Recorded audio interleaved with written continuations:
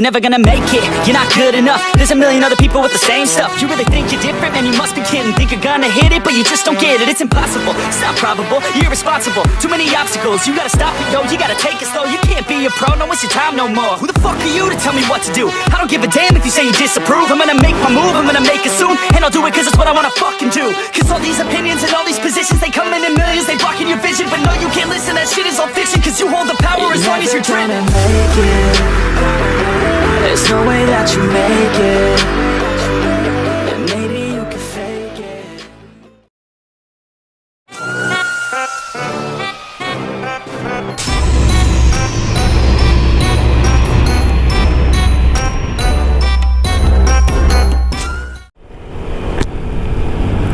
So, what is up guys? Good morning! Pupunta ulit tayo kay Kuya Kels.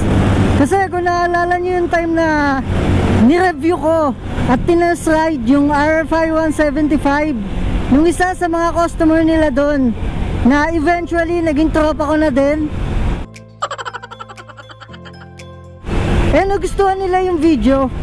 Kaya ngayon, nabigyan ulit tayo ng pagkakataon kasi i-upgrade na niya yung RUSI RFI 175 niya. Yung panggilid guys.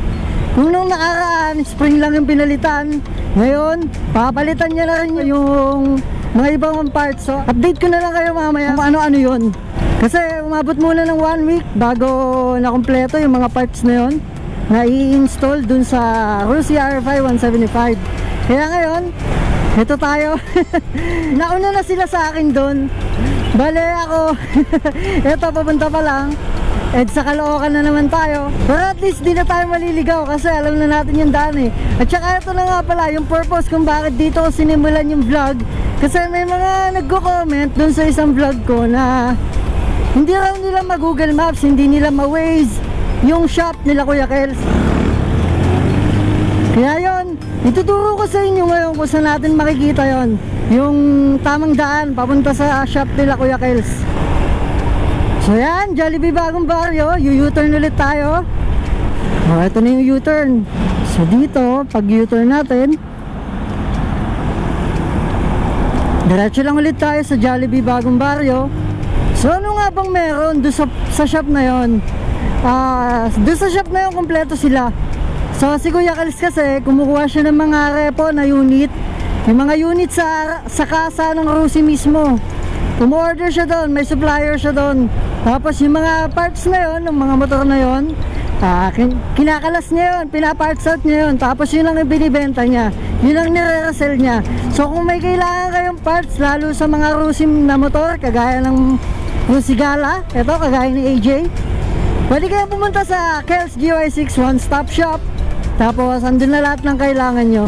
So nag-repair din sila, may mga services din sila sa iba't iba pang klase ng mga motor. Papasok tayo ng Bagong Baryo. Ayan yung Bagong Baryo Jollibee. So dire-diretsuin lang natin to hanggang makarating tayo dun sa Malolos Avenue. Pwede rin pala dun sa kabila, sa may mini stop, pwede rin dun dumaan. Pero syempre, ito na yung mas nakabisado natin eh. Kaya ito yung ituturo ko sa inyo. Kasi dito ko nanggaling nung nakaraan, nung pinakaunang punta ko sa shop nila Kuya Kels. Dito ako dumaan. Dito rin ako niligaw. Kaya dito ko ituturo sa inyo para hindi naman kayo maligaw, di ba? Para hindi kayo magaya sa akin. Kasi medyo, yun nga, mahirap talagang hanapin yung shop nila Kuya Kels. Kasi looban siya. At maliit na iskinita lang yung papasukan mo para makapunta ka dun sa shop. So yan na, malapit na tayo. So kakanan tayo dyan. Pwede rin sana rito eh, sa diretso. Kaso medyo mahirap i-explain dyan kung paano yung daan. Tapos dito, hanapin lang natin yung Katarungan Street. Tapos kakaliwa tayo doon. Paahon yun, yung daan na yun. So madali lang siya makita. Paahon kasi siya. Dito yun. So yan o, Katarungan Street. Medyo faded lang yung mga street signs, pero dito yun. So yan, kakaliwa naman tayo dito sa Panday Pira. Okay, lapit na tayo. Pinakaunang kanto. Ayan, La Suerte Street. Dito. Pasok tayo.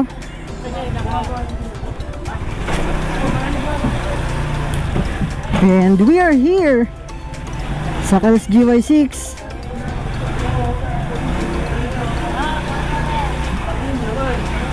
Tol! Kumusta? Ginamit niya yung Oo, sige, okay lang. Karating ko lang eh. Ito lang ako magpo-park.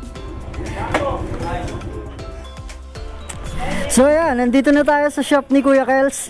Tapos ito yung mga sinasabi ko sa inyong tinda ng shop nila kanina.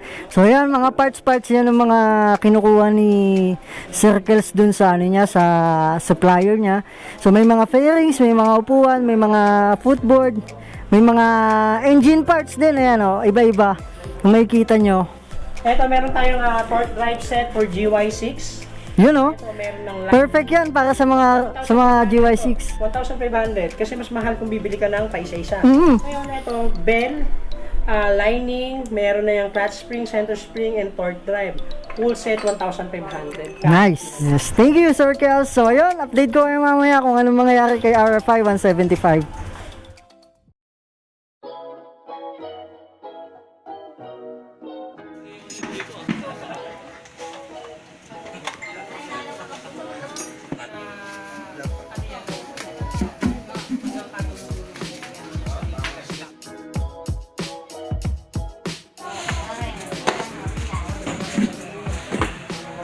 Mag-focus ah. Ayun. So, ayun, racing bell. Ngayon, mamaya papakita ko sa inyo yung plane na sinasabi ko. Ito kasi kung makakapa mo. Sir AJ, kapain mo para makita mo yung difference. Ayan. So, kahit upod na lining kaya niyang kapitan. Kasi meron siya sariling... May sarili siyang grip. Yes. May sarili siyang grip. Oo. Yun yung maganda doon. Hindi ka kaya, ayun yung hindi naiintindihan ng iba. Bakit mahal? At the same time, mahal kasi TWH. Hindi siya mahal eh. Ito yung sinasabing quality na sinasabi. Yan. It's sorry. Ako ko lang kami. Sir, meron lang ka may kitchen yung tambucho, yung ano. Meron pala tayong special guest dito. Ayan o. Si Bato. So ayun, sa mga pupunta po sa GY6 One Stop Shop, makita nyo sa mga gusto magpapunta sa inyo. Sir Bato, si AJ Moto.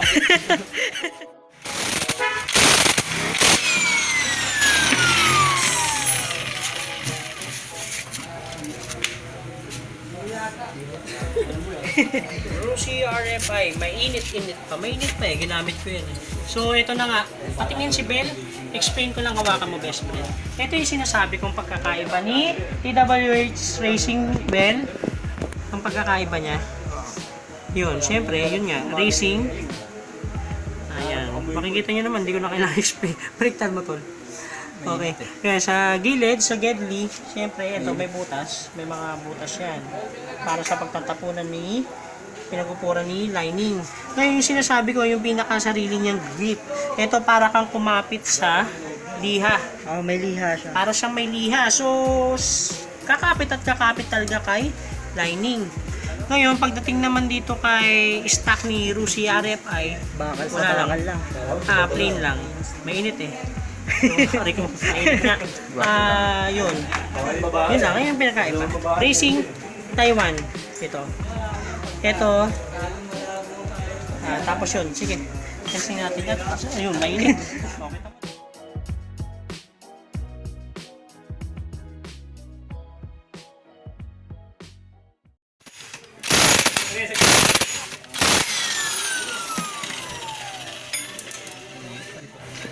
Ito na. Tinatrabaho na. Ayan ang drive pace na sinasabi natin. Siyempre, GY6 all the way. So, si Puli lang ang medyo naiba. Ito naman, si RRGS pala. Yung sinasabi, actually, napakita ko na kanina to. RRGS, made in Taiwan. Oo, naka 1,000 RPM na to. Ito, napalitan na namin, napangunahan na namin yun na center spring. Center spring. Yan. Mainit eh. Yan, kita nyo yung dilaw. Yan, orange. Kakalasin pa rin naman namin yan. So, let's go. RUSI RFI. First ever FI, 175cc. So, kapakan mo, dalawang pa. So, ito na. Papalitan na natin si lining. Nice. Yan na. Motion lang siya tatanggal ng ganyan na. Umipitik yan. Umipitik talaga. Kasi naka 1,200 RPM yan eh. So ito yung sinasabi ko na naipalit na namin. Center spring. Alright. O sa iba, TWH, Racing Parks, the power. The power. Sakit mo, Ian. Upgrade it is. Regalo ko sa'yo. Matic na yun. So, naka 1,000 RPM na clutch spring. Okay. Makikita mo yung pinaka-lining yan. RRGS Taiwan po yan. Yan. Alright. So, tara! Dire-diretso na natin to. Tara, init. Mainit-init pa kasi dahil kakarating-rating lang. Hindi, titignan natin yung ano.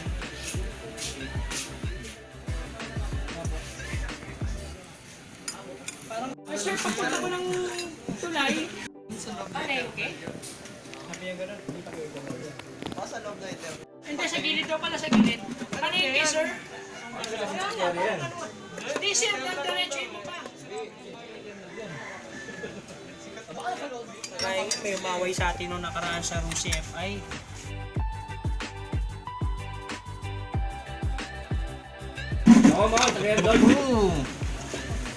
Yun o.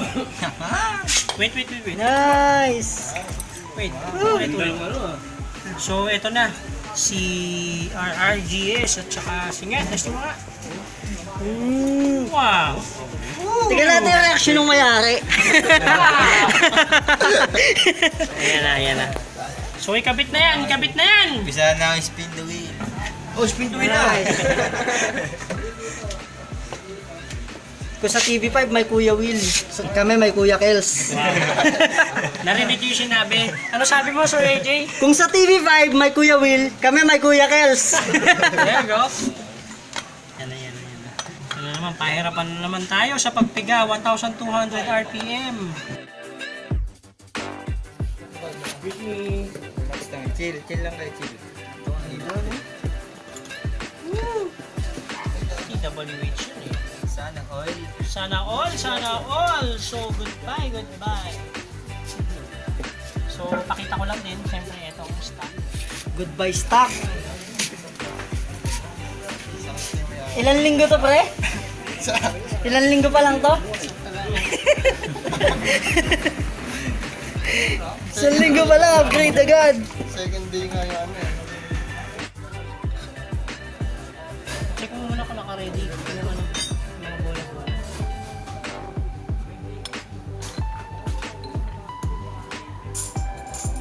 Nakalagay dito 13, no? 13 yung bola. Crazy. So, yung blue na kotse nasa iskikita kami. Nako, sukat. Puta mo.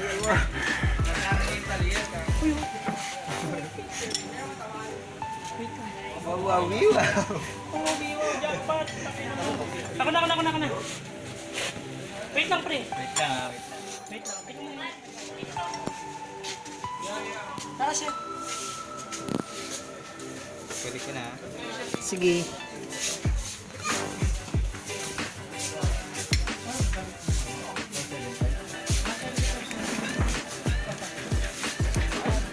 Natin kung tama nga ba, akma nga ba, GY6 nga ba.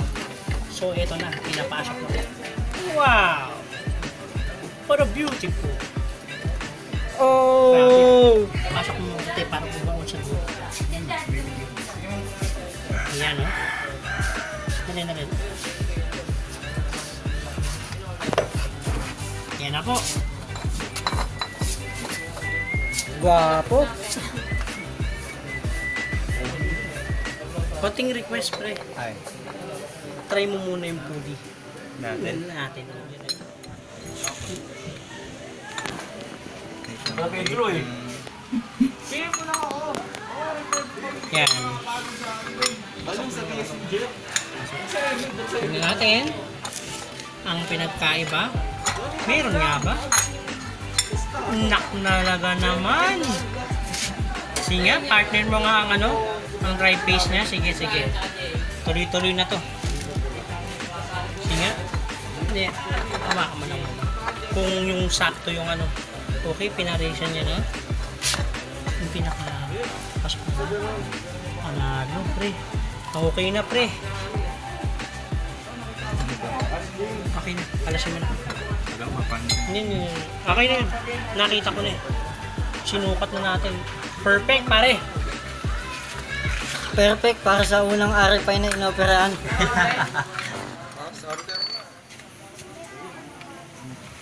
Okay na, sira na.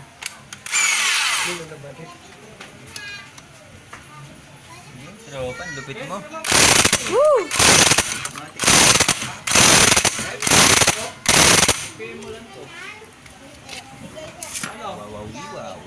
Ayun, binasakot eh. Hindi ko mahawakan yung bell kanina eh. Mas natin ito yun. Sabay. So, ito na. So, this is it pansit, mga naka-RUSI RFI 175. O sa mga gustong bumili pa lamang, ito, kasama natin si AJ Motovlog, ang ating idol pagdating sa pag-vlog. Dalawa na pala. The power you can trust. Tara!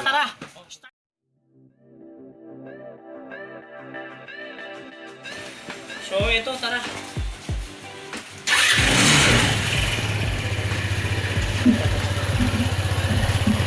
Okay. Ayan na. So, titignan natin yung pagbuka.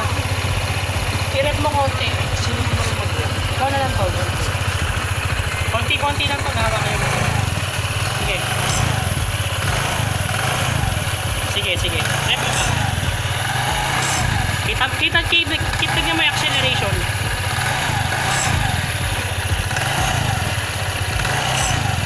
Ayan ang sinasabi ko, kung makikita nyo yung tinatalsik na dumi, kung walang butas yan, may i-stay yan dito sa pinakaloob ni Bell. Kasi hindi niya may tatapon. So makikita nyo may tumatalsik, di ba? Rev mo konti tol. Ayun o, nakikita nyo? Parang hindi masyadong visible sa video, pero Tinatapon niya yung dumi o yung pinag-upuran ni lining. Rev mong medyo malakas to. Yeah.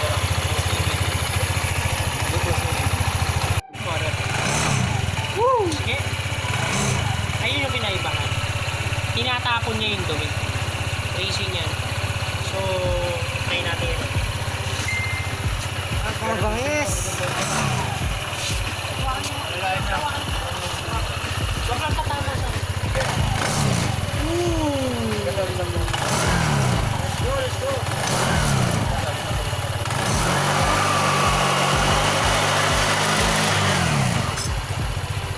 So, tignan natin yung ikot ni Racing Bell ito. Sige pare, rep mo.